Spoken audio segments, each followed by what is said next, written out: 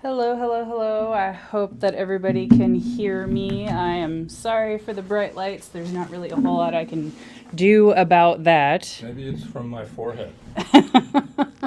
Yeah, his forehead could be giving off the extra shine. I am at a location that I have no control over. So please, Is the location anonymous? it could be. Okay. I don't know. It could be anonymous. All right. So I have. What? Are we done? No. Okay. I am Jessika For Justice, and I am here with Andy Kahan.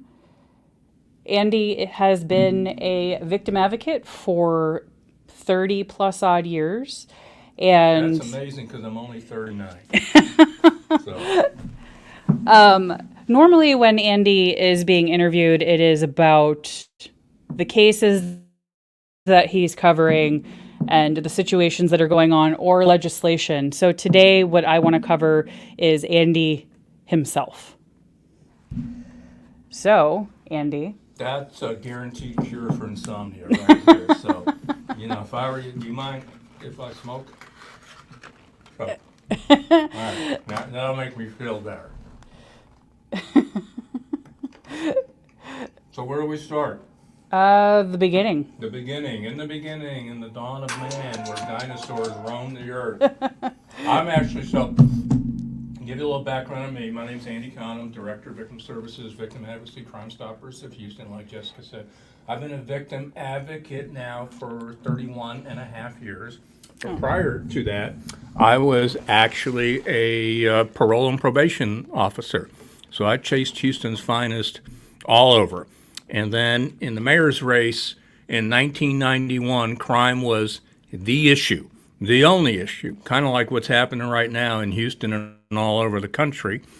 And one of the candidates had met with some victims organization, parents of murdered children, surviving family members of homicide, MAD, People Against Violent Crime. And he asked him, he said, if I'm elected, what can I do to help you guys? And I said, well, we'd like a staff person in the mayor's office to address victims' rights and public safety. And Bob Lanier, a man of many, many, many words, just went, sure. I had been doing volunteer work with this group and developed a reputation as a straight shooter, somebody that wasn't just going to give somebody lip service. And so he was elected mayor. And when I was recommended for this position, I'll never forget, the mayor's chief of staff is a little guy, 5'6", kind of like Napoleon Bonaparte. Mm-hmm. And every fourth word out of his mouth was some sort of cuss word. And he looked at me, and he had, I haven't the faintest bleepingest idea what you're supposed to be bleeping doing. So get the bleep out of here and do what you need to do. So in May 13th, 1992, I was the first advocate, ombudsman, troubleshooter, and trust me, a few other choice words that I was given, staffed out of the mayor's office. My staff was very subservient. They listened to my agenda, and we got along real well. So I was very rare in life do you get an opportunity or a chance to start something from the ground floor. Right. And, of course, no one else had ever done this, so it wasn't like they could put a manual and say, read the manual, nor could, hey, call New York, LA, Chicago, and see what they're doing. So no one else had ever done this. So I was given a very unique opportunity. I want to make sure you guys can hear me. Yeah, Can I do that be too? Closer. Okay. So you had showed me the first newspaper article that you were in a bit ago. So when you were in your 20s and you were going to college, you knew that you wanted to go for criminal justice. Oh, absolutely not. For the main reason was I didn't have to take math. It was really that simple. That was my career path. Is there a degree program that I can do where I didn't have to take math? And I was like, sign me up. So I actually started off in college in Boston. I'm originally from New York. I grew up in and around New York City and upstate New York and Rochester. Seen enough snow to shovel to last a lifetime. I had finished my sophomore year at Northeastern University, which was a co-op school, meaning you were there half the year in academics, the other half in a job related to your major under the theory that you graduate with a lot of experience. The job that I was supposed to have in the summer of 1979, which would have been a juvenile counselor in Cape Cod, fell through at the last moment.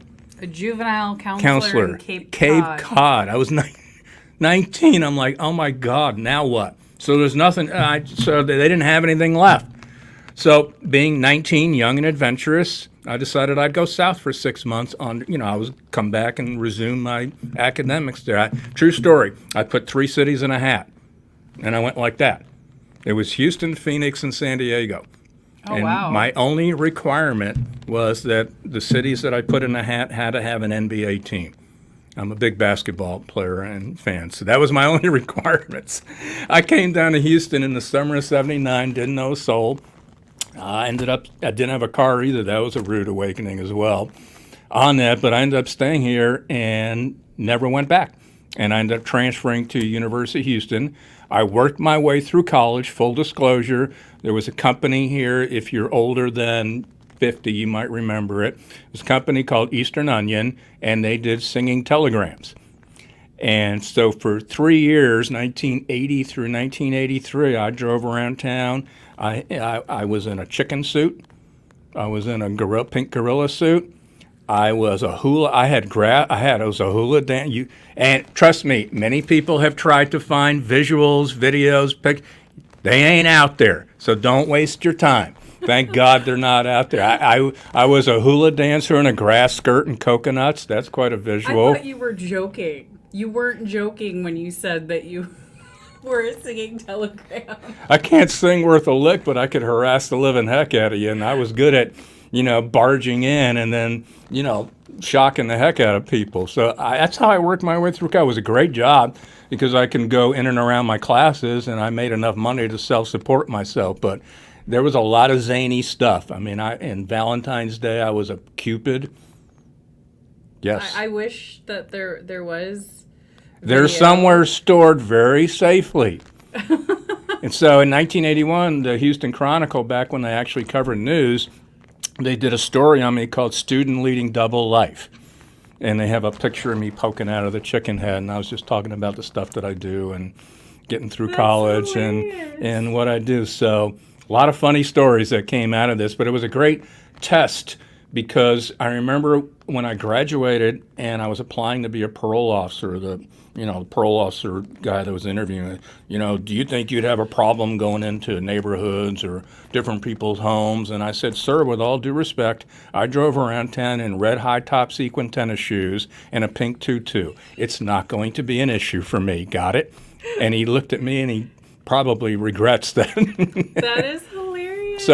So I chased Houston's finest all over and then frankly got fed up with what I was seeing.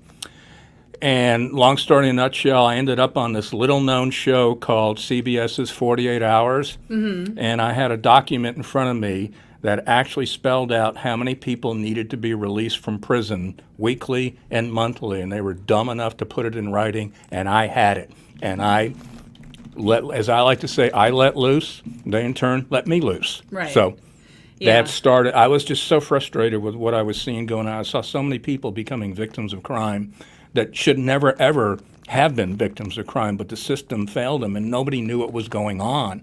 And I just finally had enough one day and I just, went public with it. And then, of course, the mayor's race came and then I took this position and 31 years later somehow, so I was at City Hall for 18 years under a variety of mayors. And I'm not going to say for 3 mayors and then I got punted over to Houston Police Department, managed to survive there for 8 years, and then Crime Stoppers, in like the great Godfather movie fashion, made me an offer I couldn't refuse. Right. And just when I thought I was getting out, they brought me back in. So I was able to start Crime Stoppers, first victim advocacy program as well. So I've been at Crime Stoppers now for 5.5 years. So I am truly blessed to be able to do what I do. And I have several mantras that I've always prescribed by. Crime victims are the only unwilling participants in the criminal justice system. Everyone else chose their role. Right. Law enforcement, prosecutors, defense attorneys, judges, defendants, but I've never met anyone who said, pick me, I want to be a victim of a crime. Right. So it's the least you can do, particularly in government, is to have someone looking out for your rights, your due process, and your well-being, and that's where I came in. Right.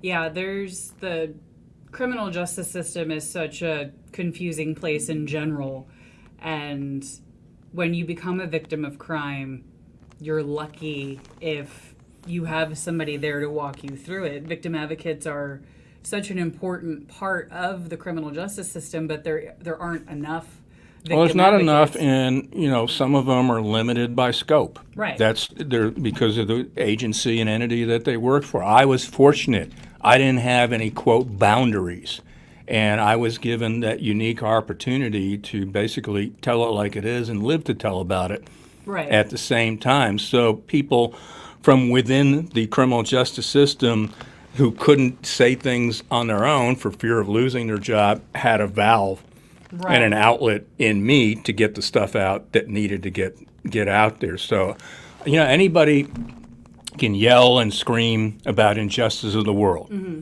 You get, whatever, go 15 minutes of fame or whatever. I would much prefer to find solutions and remedies, and that's what I decided I was going to concentrate on. If there's a problem or a glitch in the system, well, here's a novel thought. Let's fix it. Right. Yeah. Yes, we've identified the problem. So that's one of the things that I concentrated on is public policy, enacting public policy. I had a folder of everything that you've done. Oh, I can tell. I don't know where I put it. It's 4 pages worth of stuff. That's what happens when you're old. There's Look, product placement right here. There's about 4 pages worth of things that Andy has done, and what I had didn't even include the last legislation session. And I know that he went up to the Capitol a bunch of times this last session. There's so many things that Andy has been a part of to get these things changed.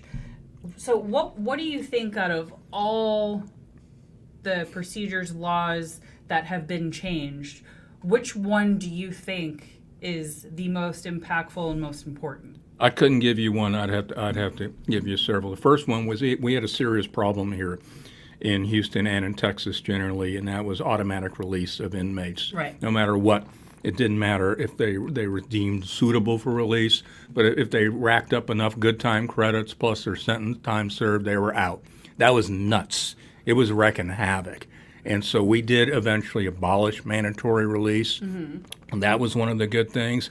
Sex offender registration that you now routinely have. Do you know what the sex offender registration used to be in Texas? No. It was in the back, let's say the Houston Chronicle on this. I was probably the only person that was thrilled to get a copy of the Saturday Houston Chronicle and go to the back of the classified section, because when you opened it up, it had a section that said sex offenders, but all it would say would be like male, 50, Westheimer, 77063, indecency with a child. That was it. So it wouldn't give you the exact Wouldn't give you a address name, wouldn't give you name, nothing. And I thought, what a waste of time. So that we ended up working very heavily on what I would call providing public information to the public. That was a huge bill. And probably what I'm nationally known for more than anything is this wacky industry that I discovered thriving on the internet, and which I named murderabilia. Yes.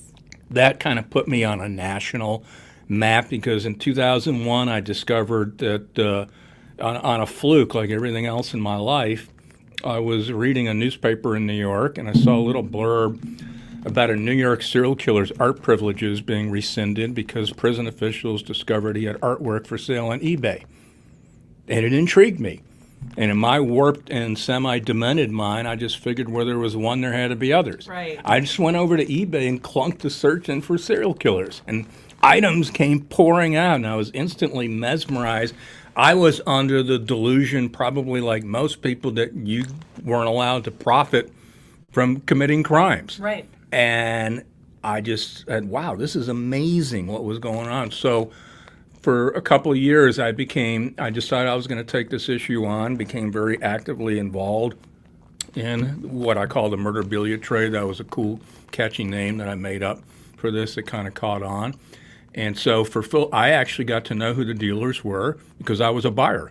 Right. In the market, I decided, you know what, I can print this stuff out all day long, whip-de-doo. I'm going to actually get the stuff to show that this exists. I was so well known as a buyer, dealers would actually give me heads up before they would put the items up for sale. And then I decided I was going to, do you mind if I take this off? It's hot. Now, if you want me to put it back on, I will immediately put it back on. Anybody? All right, good.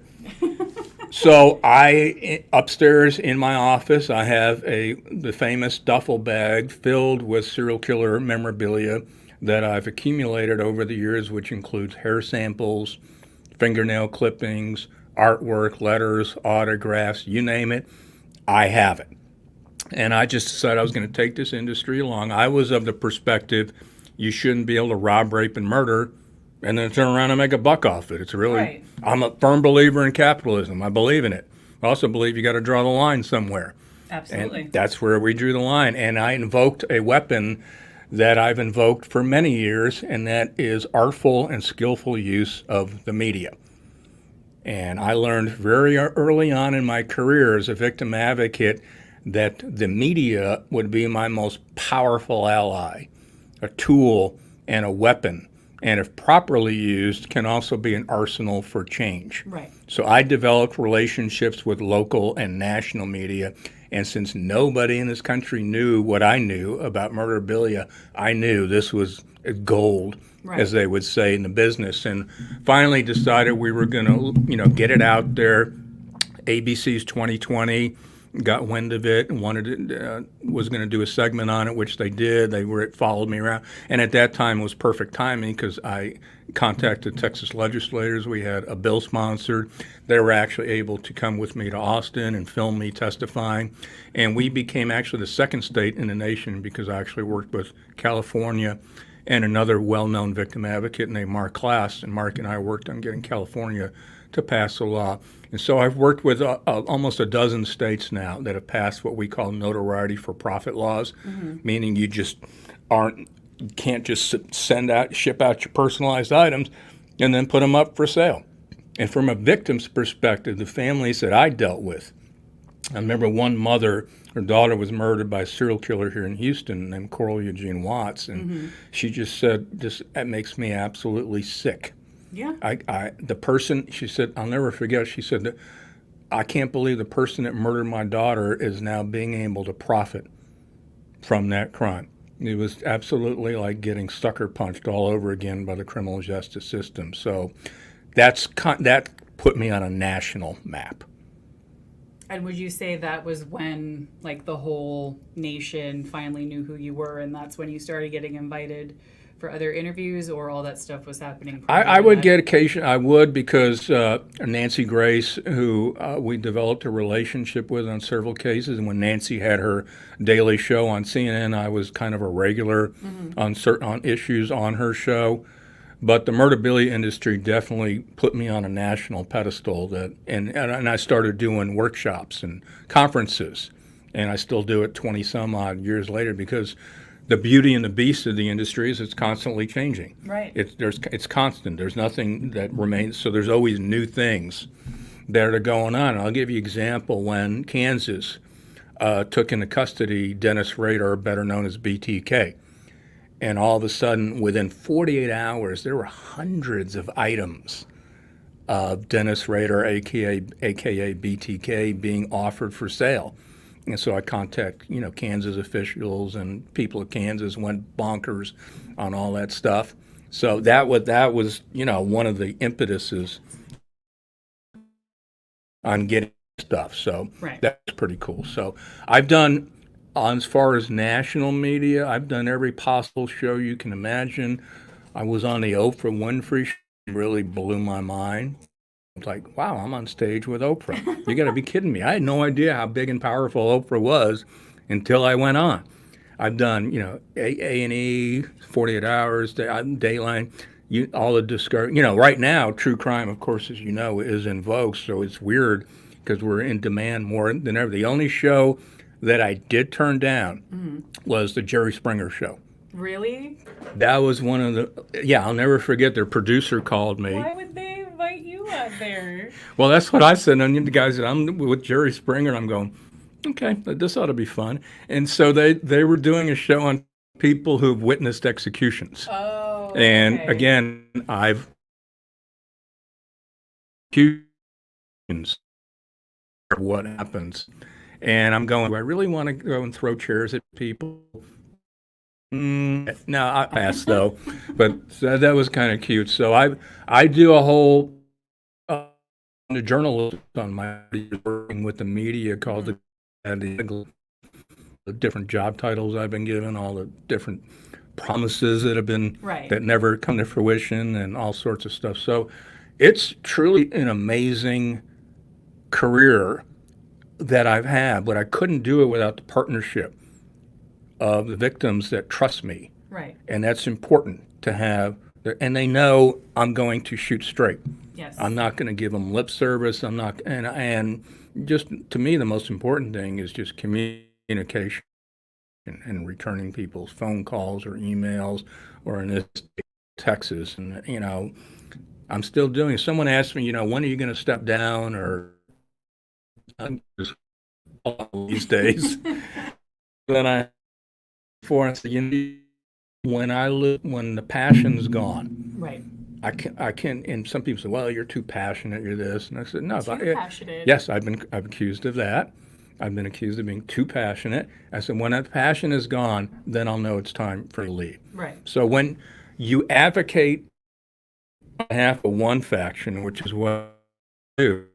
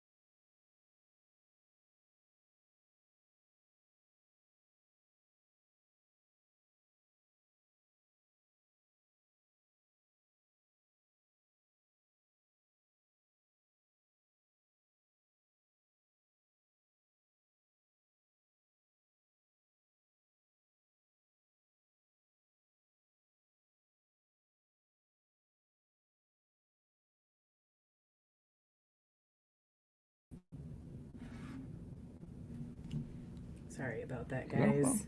Let me see. Let me make sure it's back up and running. It says it is. I'm glad Raul is in there helping me. My fellow New Yorker friend. He said in the chat, you always recognize a fellow New Yorker. And somebody else had said earlier that they had paid for one of their siblings to get a gorilla to come dance. Can bring me out of retirement. All right, let's see. This should be up and running again. Yeah. Okay, it's working again. All right. I'm sorry about That's all right. There was actually a commercial break for all my candy that I have. Milky Way, Pez, feel free. I've got Starburst here, M&Ms, candy cigarettes. So this ad was a product placement. Crime Stoppers coffee, yes. Yeah, and What else? So we I did that. I have an extra one to maybe give to somebody. Also, Maybe. if you're going to send me Pez, I really just like cherry and grape, so keep that in mind. Oh God, cherry. That reminds me of cough syrup, cherry and That's grape. what my colleagues said that as Yeah. well, man. They're just, they I was don't. traumatized as a kid with the cough syrup. Like, I'm from a generation where you have to do what your parents say. Um, but yeah, So let me tell you one thing. So getting back to where we were, so I'm not here to please everybody. no. That's real. And if I was, I wouldn't be worth a damn. That's just, I'm not. There was early on in my tenure in the mayor's office, the mayor had a press conference, and it wasn't about me. But one of the reporters asked the mayor at that time about something that I might have done that might have allegedly ticked somebody off, which I can't imagine me ticking anybody off. And he Not asked you. the mayor a question about that, and Mayor Lanier looked at that reporter. I'll never forget this line because 30 years later it still resonates. And he looked at that reporter and he said, "Look, I don't expect Mr. Khan to please the criminal element." You could have heard a pin drop. That was like, wow, that was, yes. And I used that line. I'm not going. In my spare time, I refereed high school basketball for 28 years. 28 years I refereed high school basketball. More amazingly, never missed a call, which is another story on another day on that as well. But I use the same analogy refereeing a ball game as I do with this job. When I blow the whistle refereeing, half the crowd's going to agree with the call, right? Yeah, it's going to disagree no matter what you call. Yes. So you know what? You make the call you think is right and you sell it, you move on. That's just the reality on that. Nobody's going to be happy, and I'm not here to make everybody happy. Yeah, I've definitely learned the last few years it doesn't matter what you're presenting, what you're showing. There's going to be people that disagree, and covering and watching some of the court trials that are going on, even with the majority think this, there's always some people that think that person's innocent or it's some conspiracy or whatever. So there's always going to be people that you can't please. Like I posted about the Starbucks Red Cup today, and apparently I upset two people because they wanted to make sure that I knew that they thought the cup was ugly. Oh, I would say I don't like Starbucks periods because I have a family-owned coffee business Yes, you named do. King Harv's Imperial Coffee, free shipping, by the way. And we actually produce no bond coffee and axe grinding fearmonger coffee. So if you contact King Harv's Imperial Coffee in Apopka, Florida, tell them you know me, and you might get a special free PR bond out of the deal. And the No Bond Coffee, you started that when the PR bonds started happening in Harris County, correct? That is correct. So we've started noticing a trend, particularly in Harris County, and I'm sure it's very similar all across the country, where it was the revolving door at the courthouse, and particularly they were allowing violent felons and other felons right back out on the street on personal recognizance known as PR bonds or get out of jail free card.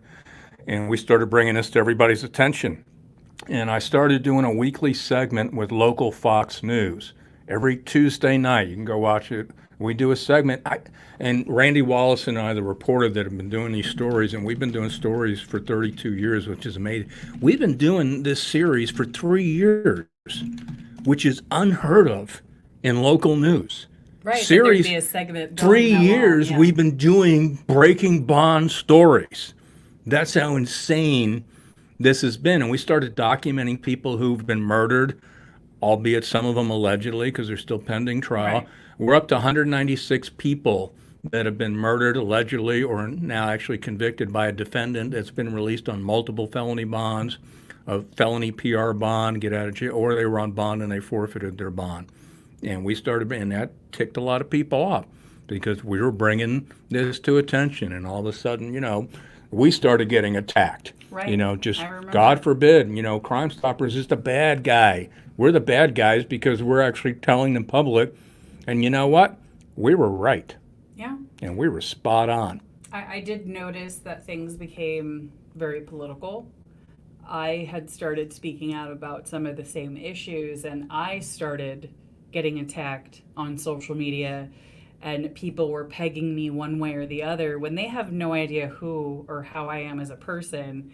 When I'm just talking about this specific issue, it's things have become so polarized. It's Yeah, it hard was, to and have a it was interesting conversation. because I was pigeonholed as some sort of right-wing partisan, Right. and sometimes I would gently or not so gently remind people I worked under 5 Democrat mayors. Right. That's who I worked for, a Democrat mayor. So this issue is about as nonpartisan as you can possibly imagine. So if but again, the only reason that we got targeted is because we were effective. Yes. Otherwise, they wouldn't waste our time Yep. going after us. So, as the great Winston Churchill once said in World War II, you have enemies? Good, because that means you're doing something. That is true. So I guess I should hold the ones. You have to have close to my you have to heart have that a I lot of have. intestinal fortitude Yes. if you're going to do this, and that's just the fact of life and reality. So, for example, I get asked this a lot, and I know someone asked yesterday, what's the best thing you've ever done, the most amazing case? And without hesitation, it's this case right here. There's a book called Evil Eyes, written by a late friend of mine, Corey Mitchell, who wrote 6 true crime books, and we collaborated on 4 of them. Coral Eugene Watts is probably one of the nation's most prolific serial killers nobody's ever heard of. I've never heard of him. Yeah. All right, he killed 13 Houston area women, 1981, 1982. Oh wow. He is suspected and credited with over 40 murders all over the country. A majority of those were in Michigan and even across the border in Canada. But nobody ever heard of him. So he killed by stabbing, strangulation, and drowning. Mm-hmm. He never robbed anybody. He never sexually assaulted anybody. He just liked to kill. He was a killing machine. How he got caught was an amazing story. He had murdered a young woman that morning, Michelle Madej, drowned her in the bathtub. That evening, Lori Lister's walking up to her apartment in Spring Branch off of Bingle and Hammerley. Oh, I know that. Yeah. Yes. Coincidentally, I was actually living in the apartment complex right next to them. Talking about your eerie coincidence. Lori's walking up to her apartment. Watts comes from behind, chokes her, grabs her, renders her unconscious, opens the apartment door, and is shocked because she's got a roommate. 19-year-old Melinda Aguilar, who's 5'2", 90 pounds. Ties Melinda's hands behind her back, throws her in the bedroom, drags Lori to the bathtub, and proceeds to fill it with water to drown her. He would periodically check on Melinda. Melinda Aguilar gets up, manages to kick open and prop the balcony door, gets out there on the second, and jumps. Wow. She does a somersault. Keep in mind, she's 5'2", 90. She does a somersault and lands and runs. She ran into some neighbors who evidently must have heard some commotion because very shortly a Houston police officer came on the scene. Watts goes back to check on her, finds her missing, gone, panics, flees. Run. A chase ensues. He's eventually caught. Her roommate, Lori, survived. She doesn't remember anything to this day with the exception of being choked. Watts then, because there was no evidence, no eyewitnesses, they cut a very unusual deal with him, a plea deal. In return, he got 60 years for burglary with intent to commit a felony, which was the drowning on Lori. In return, he confessed to the murders and led authorities to where he buried 3 of the bodies. 1982. People thought that was over and done with. Right. What they didn't tell the victim's family, though, was there was a quirky little Texas law called the Mandatory Release Law.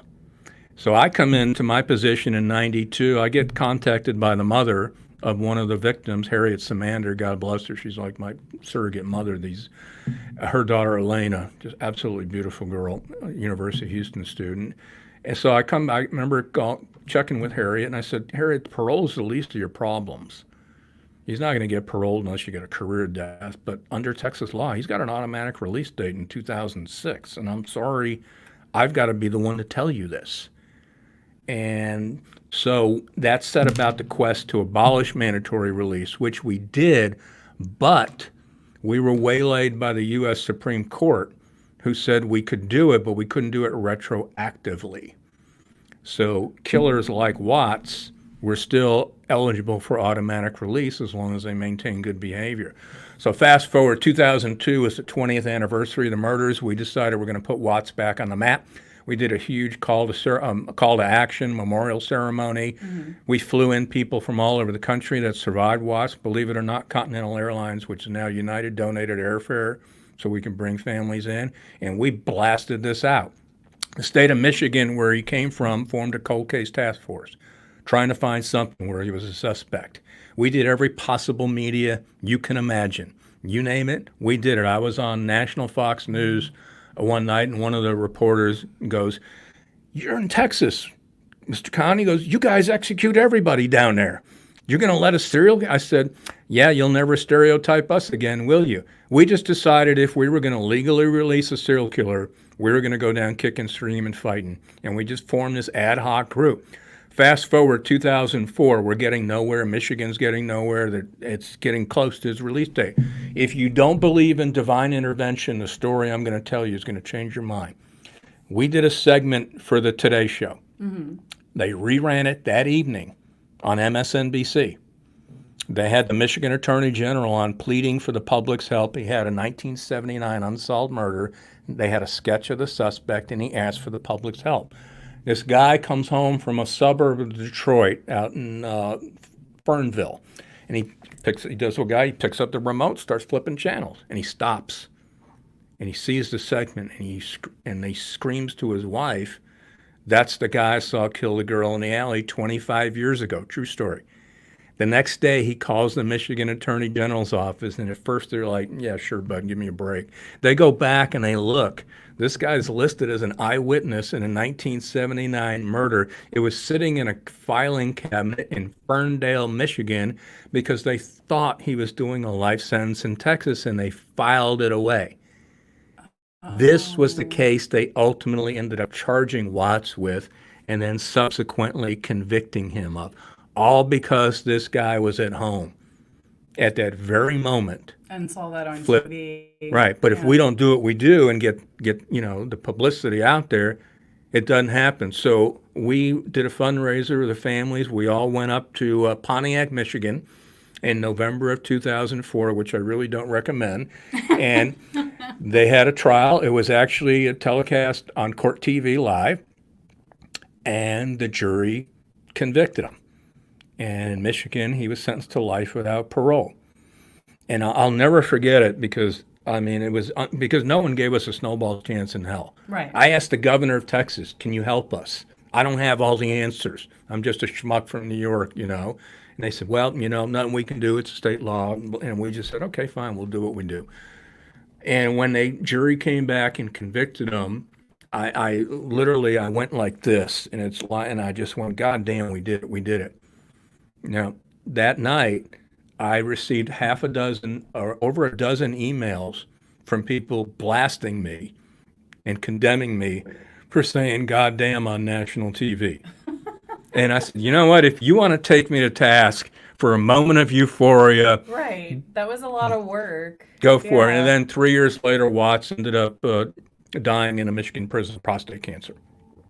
But that was an amazing story of a group of people that never gave up, despite all odds. And so what was the mandatory release? They served Mandatory 30 release years? in Texas, it was a law enacted in 1977 to alleviate prison overcrowding. It basically said anybody who committed a crime between 1977 and 1987, it didn't matter what it was, forgery, murder, burglary, it didn't matter. As long as you maintain good behavior, you're eligible for release. And the formula was your calendar time, known as your day by time, plus your good time credits, which you would get usually 2 days or sometimes 3 days for every day served credit. Right. When those two added up to your sentence, you were out the door. No ifs, ands, or buts. That's crazy. There was no hearing or anything. It was just like, automatic. okay, goodbye. It's state law. He would have been on supervision, yes, but he would have been legally released. So we actually prevented the first serial killer in this country from being legally released. I'll never forget it. I'm actually appearing at a theater Saturday with some of the victims' families because there's a short film that we produced Oh, on the, for this for one? this film. So I'm actually going to be at a theater Saturday talking about this case. And this is, if you ever want to read about the nation's most prolific serial killer that you've never heard of, here it is. And that's the one that has stuck with you the most, this one. Absolutely, because again, no one gave us a chance. We tried everything, and we just put it out there. And I'll never forget just the relief on someone. We saved because his MO was he claimed that the reason he killed all the women was because they had evil in their eyes, which was a bunch of BS because all this was all in the evening. You couldn't tell. So do you think that he was trying to play the I'm insane card by doing that, or? It's hard to say with Watts. When he left the courtroom, he turned around and said, if they ever release me, I'm going to kill again. That's actually documented in. And he just straight up said that? Yes. That's, wow. Not only that, but when prison officials in Texas searched his cell, they found newspaper clippings with women's pictures in the paper with their eyes cut out. Wow. Pretty That's like something you see in a movie, like the Seven Deadly Sins or whatever, Seven, that movie, something like that. That's crazy. So there's no doubt in my mind that there's women walking around today that are alive because of the actions of what a few of us did. Absolutely. I fully agree. To me, there's just some people in this world that no matter what we do, we can't fix them. There's inherently evil in this world, and I think the quicker you grasp that concept, the better off you're going to be. Absolutely. And so speaking of serial killers, and going back to Murderabilia, you worked with the son of Sam on these laws. How did you get connected with the son of Sam, somebody that said a dog told him to kill people, and work together on legislation? Yeah, you can't really script this, can you? You can start playing the theme of the odd couple. So early on, when I was researching the murderabilia industry, I became of the opinion perhaps a lot of these killers might not even be aware their stuff was being sold. Right. And I did what a good journalist would do. I went fishing. I sent 20 letters to well-known serial killers all over the country. I was very upfront who I am, what I do. I attached printouts of stuff being sold with their name. I even had a little checklist for them. Are you aware of this? You making any money? How do you think about this? What do you know? Do you want to talk to me about it? So of the 20, I got 12 responses back. Majority of them were very incoherent, but 2 of them really stood out. One of them was one of the Manson girls, Susan Atkins. And Atkins wrote me in the letters saying, this makes me look callous and unremorseful, for which I am not. It leads to unscrupulous behavior by inmates and other prison guards that realize they can make money off of me, because she identified something that I sold. Berkowitz took it a little step further. He was absolutely appalled. And at the end of his letter to me, he said, let me know if there's anything I can do to help you. And Wow. I took him up on his offer. And we started writing back and forth, corresponding. He even gave me an affidavit to read. And as I like to say, it doesn't get any better with whom all the profiting laws are named after, son of Sam, that's actually working with you to combat the profiting from crime. You can't script that. Right. You got a New York serial killer and a victim advocate in Houston actually collaborating. Why he's so valuable for me is because he has such a high-profile name. He's the son of Sam. So people write him for requests. They send him stuff. I mean, there's one letter he sent me, this girl claims she was 19. He said, you're my favorite serial killer. Can you please send me? So every time Berkowitz would get a request, he would just ship them to me. Oh, okay. I got to see how How many he gets. the inside, how this worked. There was a company in Ohio, believe it or not, they were actually developing a serial killer greeting card. And they sent Berkowitz a prototype because they wanted his thumbs up and approval. And Berkowitz shipped the entire package to me. Oh, good for him. So he's been reliable, trustworthy. He's never asked for any favors. And we've just developed this fascinating relationship that 20 plus years later, we're still going back and forth with each other, and we decided we were going to take it a step further and actually meet in person. And we arranged for a meeting, and God bless the New York Department of Corrections, who were amazingly cooperative, which surprised the heck out of us. And we thought they were going to shoot us down immediately. And David agreed to meet with us. And in July of 21, my colleague and I went up to New York in Wallkill, New York, of all places, where he's housed. It's called Shawanagunc, which we had to learn. Shawanagunc? Try saying that 5 times. Better known as the Gunk, Oh, wow. as they like to call it. And we sat down with him for 2.5 hours and had a conversation pretty much about everything. The reason in this day and age that, frankly, the era of serial killers is pretty much over and done with, and that's mainly because of one word, technology. Yes. You can't get away with what you got away with.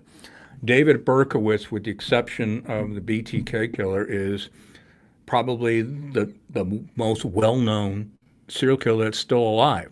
Right. Most of the, quote, greats in the industry have passed away, or they were given the death penalty or whatever. Berkowitz is really the last big name serial killer of the 70s and 80s that's still around.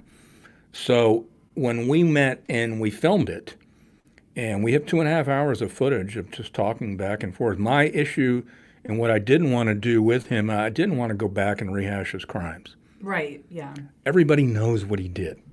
And I'm sure that's something that people have asked him over and Oh, over. so I didn't, look, we all know what happened, and he's written me letters going over what happened. He actually sent me letters that he asked me to pass on the victims' families as well. Oh, So wow. if he's convinced me, which I'm about as hardball as you can get, and as I told him on film, if you committed these crimes in Texas, you and I wouldn't be talking today because you'd be dead. It's really that. Yeah, if it would have been the 70s. Right. If you had been in now- Texas, yeah, you would have been. But in New York, there's no death penalty. I feel like nowadays we very rarely do the death penalty anymore. Death penalty is kind of faded as it was, and really, frankly, and the big reason why the death penalty isn't handed out as often is because now you have life without parole. Right. You didn't have that back then. That wasn't an option. No. When did life without parole come? I want to say it came in the late 90s in Texas. That became an option.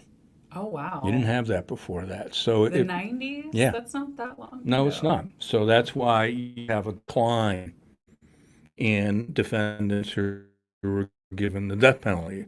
Because before, if you didn't get a death sentence and you got life, you were parole eligible in 30 years. Right. Yes. So that's no more. So I wanted to know, from Berkowitz's perspective, how have you managed to survive in prison for 44 years? Mm-hmm. You've been locked up for 44 years. How has someone as well known as you managed to carve out a life in prison? That was more of my back and forth. We brought letters of that, just to refresh his memory and everything like that. So it's, I get asked, well, how could you do that? How could you meet with, a serial killer? Or how, isn't that, and I stop and I said, you know what? Isn't he doing something you would want somebody to do in prison? Right. He's remorseful. He's repentive. He's trying to give something back to society, and he's found a tool in me to give something back. He's not going to get out. He knows it, nor does he have any intention of getting out. So it's a very unusual alliance. Right. And is he with the Maine population? Yes. He is with the Maine population. Yeah. He has a ministry there. He ministers to elderly. He helps. He had a whole following as well. We were surprised because in the movies and you're expecting we were waiting for him in this big conference room. We're going, how are they going to bring him in? Is he going to be? They just open the door and he walks in. There's no shackles. Right. There's no that. We're just sitting like you and I are sitting right here. Yeah. So we did a podcast on our podcast called The Balanced Voice. Yes. You can actually watch our conversation, and you can actually see footage of him as well. But we have a lot of footage that eventually we'd like to share with the public as well. I will post a link to The Balanced Voice on Twitter a little bit later. And like Andy said, they do have a lot of exclusive Son of Sam footage. If that's something that you guys want to see, then you need to tell CrimeCon that you want to see Andy Kahan come speak again. He has been a speaker at CrimeCon before, and he would like to show this footage on a larger scale. So you have like 2.5 hours, you said? We have 2.5 hours of Two and a footage, half plus we hours. have volumes of correspondence Yeah, you have a lot between of stuff, David and I. and I think that would be something good to be put out there. I think the work that you're doing is very important. The work that you and him are doing together. Do you think that Murderabilia is still thriving? No, It's not as it's because you don't have the big names anymore. I mean, think about it. How many, named serial killers in the last decade? You really, now you've got the Long Island serial killer, but, Yeah. even that. So you don't have the names. What's kind of replaced the serial killers are your school shooters and your mass murderers, but even Yes. they don't have the name recognition. So the industry has, pretty much plateaued as far, but I still keep up with it. I still watch it. So yeah, like I said, I'm still, every day I still look at the stuff and all that. And it was an amazing fluke that came from just perusing through a New York paper one day, and that's how this whole thing got busted out into the open. And I think it's also ironic that there are photos of you yourself that are trying to be sold on eBay that is technically Murderabilia because it is photos from a case. Well, I'll tell you a really cute story because keep in mind when I sent out the letters to the serial killers, 20 were sent, 12 responded, and one day I was perusing through eBay, and I saw a new listing, letter to serial killer Houston, which of course attracted my attention. One of the serial killers sent my letter to one of the Murderabilia dealers, who then posted it up for sale. The irony. How dare you? And they blacked out, the name of the person because they weren't going to show it until you actually won the bid. Right. We made sure we won the bid because we had to know who was outing. Right. That's wow. So the people that are watching, Persephone said, I think Andy has my vote for the newest, most interesting man. I could listen to him for days. And then somebody else agrees, you are so fascinating, but you're still down to earth. So they love you. You have some fans. And I have been lucky enough to know you for the last 4.5 years. I am an example of the people that Andy has helped after. Well, watching you grow and evolve into doing what you are now is the greatest testimony, when you have pupils like yourself that are now advocates it's comforting to me because you see the torch is going to be passed on. You never thought you'd be testifying in front of a legislative body, did you? I was shaking, like my hands when I went to testify. My hands were shaking. It's like I see Senator Whitmire, I see Senator Huffman, and I'm talking, and I put my hands, and I see my hands, and I put them under here because I don't want them to see my hands. But I did it. And you realize that you have a voice. Yes. And it's a powerful voice, and nothing gets changed unless you have people out there that are willing to step up to the plate and bring these issues to lawmakers' attention. Absolutely. They have to know that there's an issue or a problem. They're not omnipresent. You've got to bring it to them. And that's what I love to do is I've done 27, 28 pieces of legislation. I'll give you one quick one. It was 2019. It was a 4-year-old little boy named Sir Romeo, which is a really cool name. He was watching TV with his grandmother, and there was gunfire. And one of the bullets hit him through the window, hit him. He was taken to the hospital. He had 6 months of rehabilitation. 6 months. I went and met with him and met with the family. When it was finally time for him to be discharged, the family was very concerned about him going back to the same place that he was shot at. And they said, hey, is there anything out there that, are there any victim? I said, Lori was the grandmother. I said, that's a really good question. We had victim compensation relocation expenses for domestic violence and sexual assault. So Romeo didn't fit in that category. I approached 2 legislators, and I did some background research, and they agreed to sponsor a bill. Texas became the first state in the country to pass a bill, which we named the Sir Romeo Law, that allows families whose children were the victims of an attempted murder to apply for relocation expenses. That's awesome. And I called Sir Romeo's grandmother when it got passed, and I said, "Hey, Lori," I said, "you know, you don't see me smiling too often, but if you can see me over the phone, I told you we were going to make a difference, and we did. And his legacy will now last for eternity because of what happened to that 4-year little boy. Now makes it better for others to come along." And that's my motto, is trying to take a negative and turning it into positive social action. I can't go back and change what happened to you or your family, but I try to make things better for others to come along, and you've achieved a lasting legacy. And that to me is what victim advocacy is about. Absolutely. Yeah, there's nothing that I can do to go back and change what happened to Austin, but I can certainly try to make things better because I can't stop homicides. Homicides are still going to happen. There's going to be people that have to walk through that path. So if there's something that I can do to make it an easier, It's a powerful walk. feeling to be able to help, like I do. I still get a rush.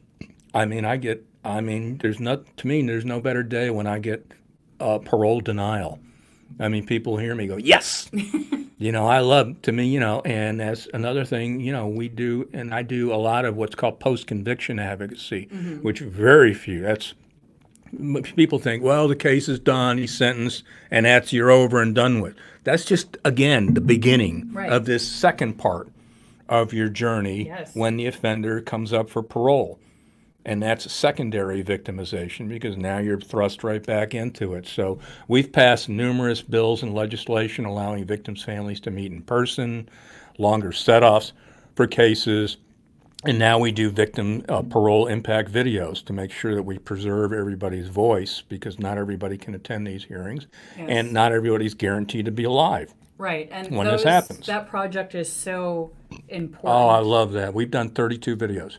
Wow. And I was here for one of the days that you were recording, and when I was listening to those stories, one of them I'll never forget when she said that the murderer kept her sister's teeth. I'm sure you remember which one I I'm do. It's talking Ricky about. Robbins, yeah. Yeah, Ricky Robbins. Yes, That, who, by the way, just contacted me yesterday because one of the 4 assailants is up for parole again. and how long ago was Ricky's that murder? sister was murdered in 1996. So 1996, she had to go through the trial, the conviction of 4 4 different people. that kidnapped and sexually assaulted her sister and left her in a ditch. And they kept her teeth. Yes. That is something that will forever stick with me when she was describing what was done to her sister, because this is the work that I'm trying to get into. I'm trying not to react while they're telling me, but that everything that she said will forever be embedded in my brain. So I'm hoping that how she described that and put it on video, that'll get to the people on the parole board. And there's a lot of older parents that their children were murdered 30 years ago that you're doing this for. And that's the part that people forget, the post-conviction, because you have, you go through the trial, and then you have to deal with the trial, the media, then you have the conviction, and then you have to deal with the parole. Then there's a lull, and all of a sudden, let's say 2 decades later, you go to the mailbox, or now you get an email saying, this is to notify the offender such and such is being considered for parole. If you would like to weigh in, and all of a sudden, it's right back where you were. Right, because it's not that it never gets better. It's something that you just learn how to live with, because it's not like Well, you can heal that. time goes on, and Right. but all of a sudden, when you get a parole notice, it's like time stops again. It's and people don't realize the post-conviction advocacy is further re-traumatization of victims, especially in some cases where you're getting reviewed for parole every year. You don't get a break. That's No, nuts. They don't, and to me, it's crazy that the set-off's only We've changed it. 5 years? It's up to 5 years for murder, and a capital murder you can go up to 10 years. And those are 2 bills that I worked on getting changed. But I remember sitting with a parole pen, and this is how this law happened. It was 1997. I was with a family. The parole board member leaned over to me, and she said, Andy, we're just meeting you out of courtesy. We don't have to do this. And I smiled, and again, I said, you know what? I'm going to remove the word courtesy from this language, and I'm going to get a bill drafted that mandates parole boards must meet with victims' family at their request. I said, but thank you for, pointing that out to me. That's how that bill came about. I'm speechless that somebody would come up and say that it's a courtesy that they're meeting. They didn't with have the to. victim's And family. actually, she's correct. She was correct. They weren't mandated by statute. They were just doing this out of professional courtesy. But because of that conversation, that's how a bill got passed mandating that families can meet at their request. And what year was that? 1997. Wow. Yeah. Victims' It's just like families victims. really had no rights for a long time. We were passed a bill that allows victims' families to witness executions. That was one of the most amazing things that we accomplished. I always felt that victims' families should be able to decide for themselves whether they want to be at the execution of the person that murdered their loved ones. I always thought that was an option. Most was people, it an option? no. When did that become an option? That became an option on this case, let's right talk here. about this case. What The case is pure this? murder, and that's Jennifer Ertman and Elizabeth Pena. Jennifer was 14 years old. Elizabeth was 16 years old. They were cutting through T.C. Jester Park by Waltrip High School, 1993, and they ran into a gang initiation. And still to this day, it's the worst case I've ever experienced, looked at, read, and watched. 6 people were charged. All were 17 and 18 years old, all of them. That's so What they young. did to Jenny and Elizabeth, and look it up, it's all well known. Actually, there's going to be a special on the Oxygen channel coming up. I think next month they're airing it. We filmed it for them with Kelly Siegler on Pure Justice. And what do they call this? This situation? What do they call this? Like, do they call it the whatever murder? It's actually very interesting. This is one of the few documented cases in which the case is actually referred to by the victims' names. Ertman Pena resonates with people in Houston. They know what I'm talking about.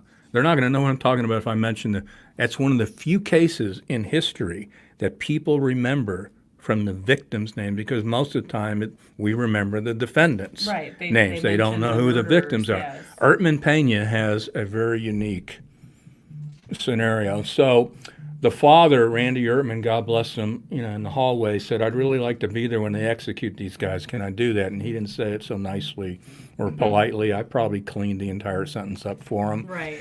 And I said, good question. I found out that victims' families were specifically prohibited by policy. They, along with other inmates, were the only categories of people not allowed to attend an execution. And so I approached it not as a death penalty issue, but as a civil rights issue. Right. If inmates, family, friends, and relatives can be present, God damn it, so should a victim's family. And we set about to change it. So the inmate's family could be there, Yes. but not the Victim. victims.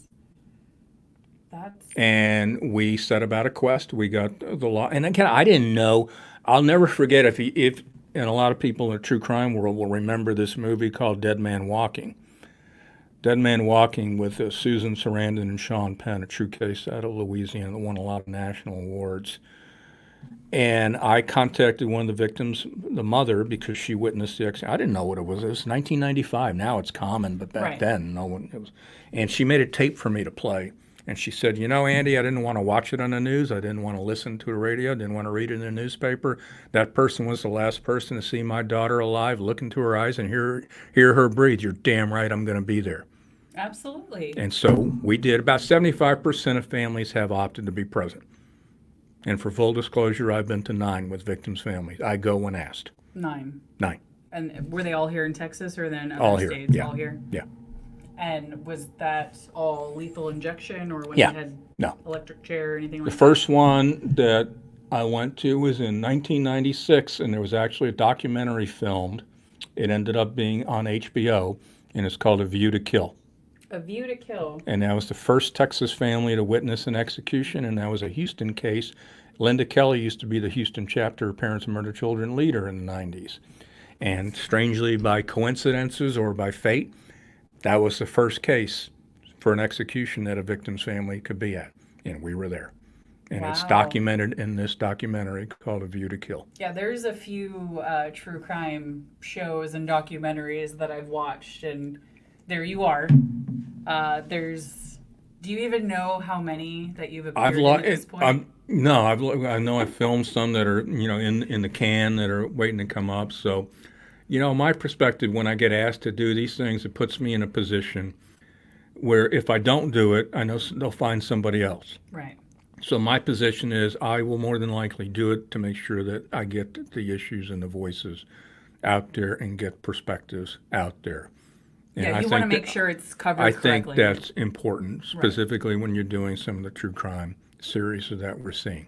Absolutely, yeah. Things need to be done for respect for the victims, empathetically, and so if you and I talked about this the other day, if you don't do it, somebody else will, and you can't trust that another person's going to No, and if handle I'm it the right familiar way. with the case and I've worked on the case, then absolutely I'm very comfortable in doing it. So I've done, excuse me, Netflix, Hulu.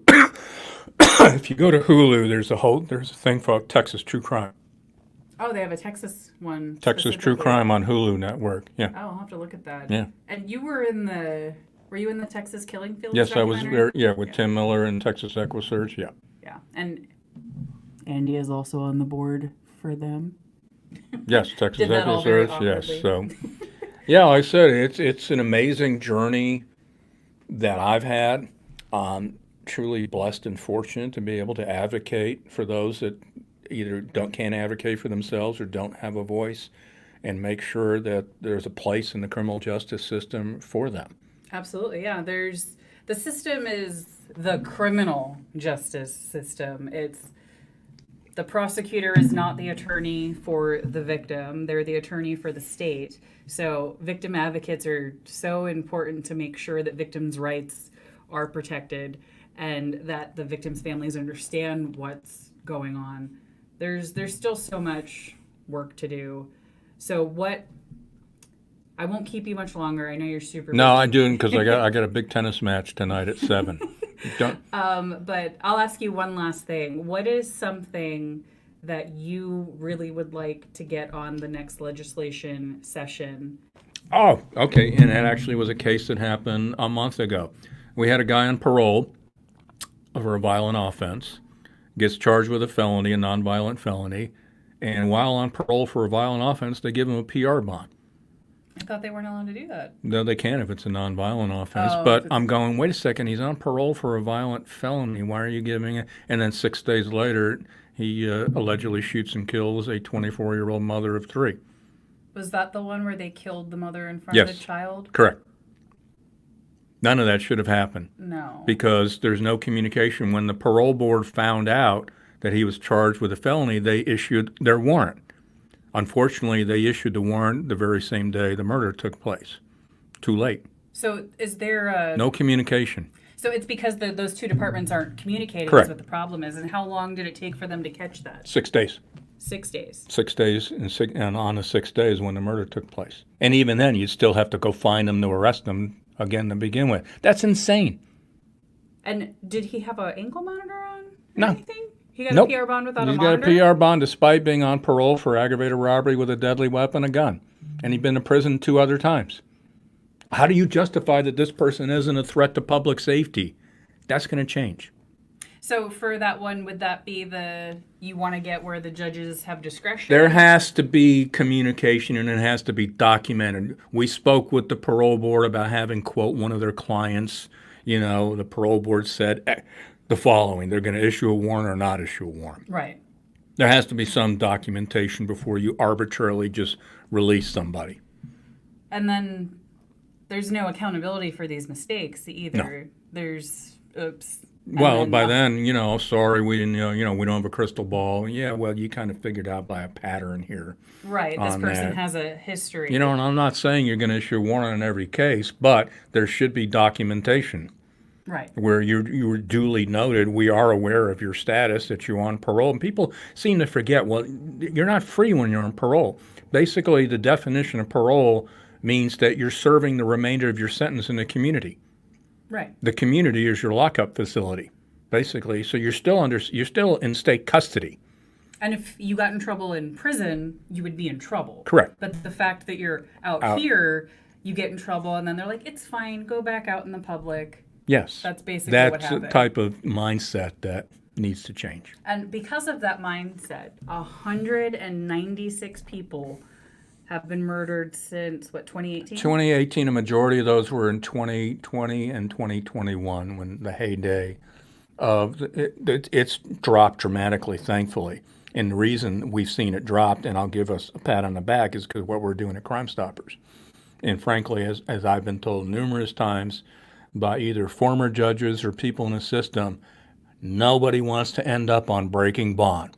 They talk about you guys all the time. Yes. So, good. Well, I'm glad that nobody wants to end up on there. That means that you and Randy are doing your job. Correct. Well, I will.